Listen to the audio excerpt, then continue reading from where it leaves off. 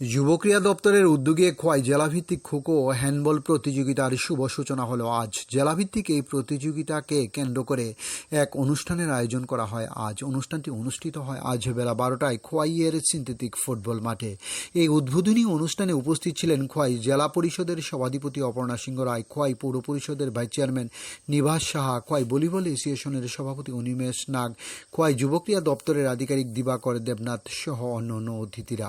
উদ্বোধনী অনুষ্ঠানের প্রধান অতিথি জেলা পরিষদের সভাধিপতি অপর্ণা সিংহ রায় জেলাভিত্তিক প্রতিযোগিতামূলক খেলোয়াড় নির্বাচনের যে আয়োজন, সে আয়োজনের সফলতা কামনা করেন। পাশাপাশি যারা জেলাভিত্তিক খেলাতে অংশগ্রহণ করবে, ভালোভাবে খেলে রাজ্যভিত্তিক এবং জেলা স্তরে ভালোভাবে খেলে খোয়াই রাজ্য এবং দেশের নাম উজ্জ্বল করার আশা ব্যক্ত করেন তিনি। ডিউরি রিপোর্ট, খোয়াই টাইমস বাংলা।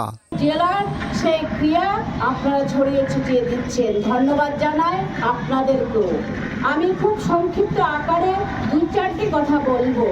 যারা আমার সামনে আছো, ছাত্র ছাত্রীরা যারা খেলা নিয়ে সবসময় চিন্তা করো, যেখানে রাজ্যের মাননীয় মুখ্যমন্ত্রী প্রফেসর ডক্টর মানিক সাহা এবং আমাদের রাজ্যের ক্রীড়ামন্ত্রী শ্রীযুক্ত টিঙ্কু রায় মহোদয় এই খেলাকে ঢেলে সাজানোর চিন্তাধারা ওনাদের সব সময় করে যাচ্ছেন। আমাদের ক্রীড়ামন্ত্রী বলছেন যে এই রাজ্যে যে প্রতিভা লুকিয়ে আছে, সেখানে একদম অন্তোদয় ব্যক্তি বা অন্তোদয় যারা ছাত্রছাত্রী আছে, একদম সমাজের যে স্কুলগুলি আছে, একদম অলি গলি এবং গ্রামে গঞ্জে, সেখান থেকে মহকুমা ভিত্তিক সেখানে প্রতিযোগিতা হয়ে বাছাই করে তাদেরকে নিয়ে আসতে হবে জেলা ভিত্তিক।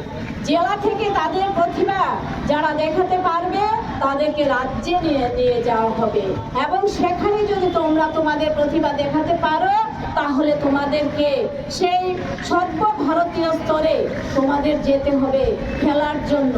বিগত যে দিনগুলি ছিল, সেই দিনগুলি আমাদের এই জেলা সারা রাজ্যের সঙ্গে পাল্লা দিয়ে আমাদের খোয়াই জেলার ছাত্রছাত্রীরা প্রশংসা জুগিয়েছেন।